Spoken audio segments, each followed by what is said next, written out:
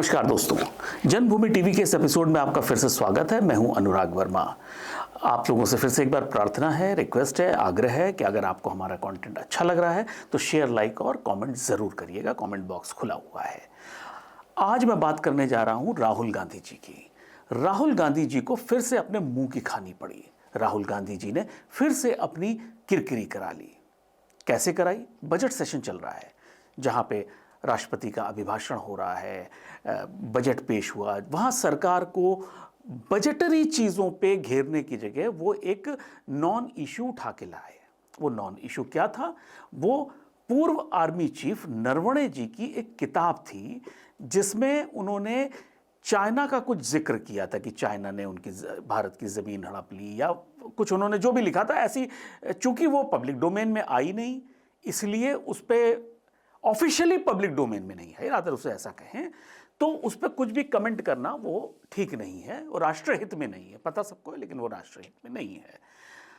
हुआ क्या, उन्होंने वो नरवणे जी की किताब का कुछ पोर्शन को लेके वो सरकार को घेरने की कोशिश करने लगे, और मकर द्वार के पास उन्होंने अपने 10-12 सांसदों के साथ प्रदर्शन करने की, या धरना देने की, या नारे लगाने की, जो भी उनको लगा उन्होंने करने की कोशिश कर रहे थे और कर रहे थे।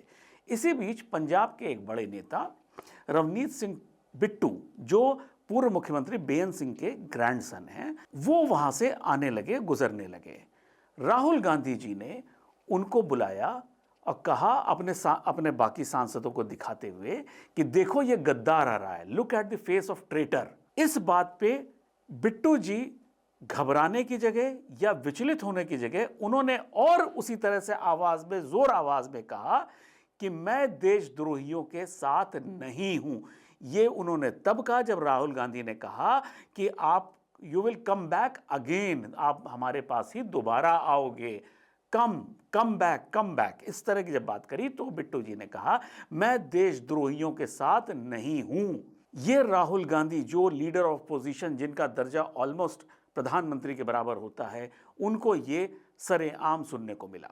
उसके बाद पूरे सोशल मीडिया पे, पूरे मीडिया पे राहुल गांधी जी का ये गैर जिम्मेदाराना स्टेटमेंट छा गया। लोग आलोचना कर रहे हैं, लोग राहुल गांधी जी के नाम पे तरह तरह की बातें कर रहे हैं। अब सवाल ये उठता है कि आखिर राहुल गांधी जी को ऐसी बातें करने की जरूरत क्या है? उसका मैं एक और उदाहरण देता हूं। उसी के साथ ही एक दूसरी भी घटना हुई, वो ये हुई, पंजाब में जो क्रिकेटर नवजोत सिंह सिद्धू की पत्नी नवजोत कौर सिद्धू ने एक बयान दिया और कहा कि कांग्रेस में मुख्यमंत्री बनने के लिए 500 करोड़ रुपए की अटैची देनी पड़ती है।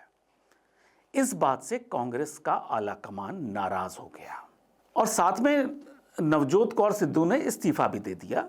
लेकिन साथ ही कांग्रेस ने उनकी प्राथमिक सदस्यता को रद्द कर दिया। उसके बाद जब नवजोत कौर सिद्धू ने और विचलित होकर यह कहा कि अब राहुल गांधी ने यह सिद्ध कर दिया कि वो पप्पू हैं। अब ऐसी स्थिति में राहुल गांधी जी को 2 बार पिछले 4 दिनों के अंदर जिस तरह से अपमानित होना पड़ा, वो एक सोचने की बात है कि इस देश की राजनीति और इस देश का विपक्ष किस डायरेक्शन में जा रहा है। क्या ये देश को एक सक्षम विपक्ष दे सकता है, सरकार को लगाम लगा सकता है, या सरकार को सही काम करने के लिए विवश कर सकता है? अब आखिर ऐसा क्या कारण है कि राहुल गांधी जी इस तरह की गैर जिम्मेदारी और बिना सर पैर की बातें करते हैं, जिनको सभ्य भाषा में मैं इससे ज्यादा कुछ नहीं बोल सकता हूं? देखिए, भारतीय राजनीति में जो नेहरू गांधी परिवार है, वो आजादी के बाद से एक राजनैतिक राज परिवार के रूप में देखा गया है। जो भी सरकार का मुखिया हुआ है, जो भी प्रधानमंत्री हुआ है, वो हमेशा से इस परिवार से ही आया है। कांग्रेस में एक बड़ी रिच पार्टी रही है लीडरशिप के उसमें, कि बड़े बड़े नेता कांग्रेस से निकले, second line leadership, third line leadership बहुत रिच रही, बड़े लोग, काबिल लोग।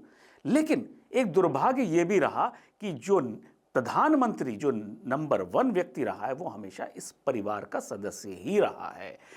कांग्रेस की leadership, second line, third line, वो सोच ही नहीं सकती नेहरू गांधी परिवार के बियॉन्ड सोचने की।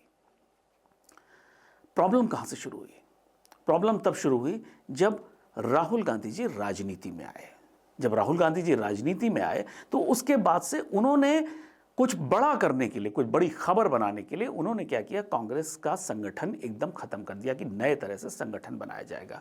आज की तारीख में स्थिति यह है कि कांग्रेस के मैक्सिमम जिलों में अध्यक्ष ही नहीं है, संगठन खत्म हो चुका है। आपको जितनी कांग्रेस दिखती है वो सिर्फ सोशल मीडिया और मीडिया में दिखती है, कांग्रेस ग्राउंड पे कहीं नहीं है।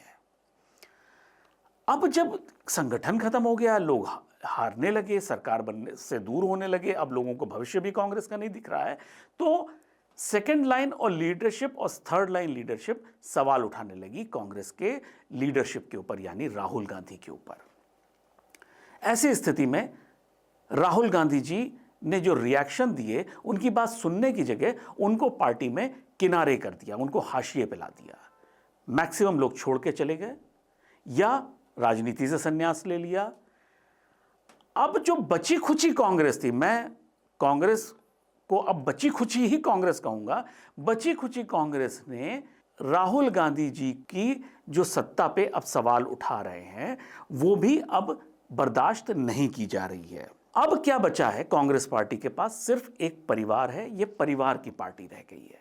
आप आज कांग्रेस पार्टी के बारे में अगर मैं एक आम आदमी से पूछूं कि कांग्रेस पार्टी के बारे में अगर आप सोचते हो तो किन लोगों के चेहरे सामने आते हैं? प्रियंका गांधी, सोनिया गांधी, राहुल गांधी, वरुण गांधी अभी पार्टी में आने वाले हैं। रॉबर्ट वाड्रा ने अपने इच्छाएं व्यक्त कर दी हैं कि वो राजनीति में आना चाहते हैं। प्रियंका जी के बेटे रेहान राजीव गांधी की राजनीति में आने की तैयारी शुरू हो गई है। पिछले 1-1.5 साल पहले उनका नाम, जो पहले रेहान रॉबर्ट वाड्रा होता था, अब उनका नाम बदल दिया गया है, रेहान राजीव गांधी कर दिया गया है। वहां पे उनको गांधी सरनेम क्यों दिया गया, इसके पीछे कोई लॉजिक एटलीस्ट मैं नहीं बता पाऊंगा, मेरे पास उसका कोई कारण, मैं खुद इस सवाल का जवाब ढूंढ रहा हूं कि आखिर रेहान के नाम के आगे गांधी क्यों लगा हुआ है। खैर, अब है तो है। अब एक छोटा सा मैं विवेचना करूं, अगर राहुल गांधी के नेतृत्व में क्यों पार्टी परफॉर्म नहीं कर पा रही है। देखिए, पहले क्या होता था भारतीय राजनीति में, आज से 15 साल पहले, 10 साल 15 साल पहले, एक राइट होता था, राइट में होते थे बीजेपी, लेफ्ट में होती थी लेफ्ट पार्टीज, और एक सेंटर होता था जिसमें होती थी कांग्रेस। धीरे धीरे क्या हुआ, लेफ्ट खत्म हो गया, क्योंकि लेफ्ट की जो राजनीति थी, लेफ्ट की जो स्टाइल थी, वो धीरे धीरे इररिलेवेंट होती गई और वो खत्म हो गए। तो जो लेफ्ट के लोग थे पार्टियों में, वो आ गए कांग्रेस में, वो राहुल गांधी जी के करीबी हो गए, उनके एडवाइजर्स हो गए। इस तरह से क्या हुआ, राहुल गांधी जी खुद लेफ्ट में चले गए। तो आज सेंटर कुछ नहीं है, राइट और लेफ्ट है। लेफ्ट पार्टियों के साथ सबसे बड़ी समस्या ये रही है कि वो एक कंस्ट्रक्टिव बात करने की जगह वो हेडलाइन बनाने में ज्यादा यकीन करते हैं। वही प्रॉब्लम राहुल गांधी जी के साथ हो गई। संगठन खत्म हो चुका है, पार्टी खत्म हो चुकी है, लेकिन जैसे ही सदन शुरू होता है, संसद का सेशन शुरू होता है, राहुल गांधी जी हेडलाइन बनाने के चक्कर में लग जाते हैं। कभी वो राष्ट्रपति की, उपराष्ट्रपति की नकल करने लगते हैं, कभी वो गद्दार बताने लगते हैं। वो हर बार कुछ ना कुछ एक नया ड्रामा करते हैं। पिछली बार उनकी पार्टी के नेता एक आवारा कुत्ते को गाड़ी में बिठा के ले आई थी। तो ये जो वामपंथी विचारधारा की कांग्रेस हो चुकी है, वो हेडलाइंस में ज्यादा यकीन करने लगी है। वो सिर्फ टीवी स्क्रीन पे और सोशल मीडिया पे दिखाई देती है, इसके अलावा ग्राउंड पे वो खत्म हो चुकी है। अब ऐसी स्थिति में अगर देखा जाए तो राहुल गांधी जी को बहुत सीरियस विचार करने की जरूरत है कि वो पार्टी को लेके कहां जा रहे हैं। प्रियंका गांधी जी के साथ भी समस्या ये हो गई है कि वो, उनकी मजबूरी है अपने भाई को डिफेंड करना। पार्टी कहीं भी जा रही हो, उनको अपने भाई को डिफेंड करना। आज की तारीख में, आगे क्या होगा मुझे नहीं पता, लेकिन इस तरह से अशक्त, अक्षम विपक्ष देश को एक अच्छी सरकार भी नहीं दे सकता। बहुत ही अफसोस के साथ मुझे कहना पड़ रहा है कि जिस तरह से विपक्ष इस देश में अशक्त होता जा रहा है राहुल गांधी जी के नेतृत्व में, लोकतंत्र के लिए अच्छा साइन नहीं है।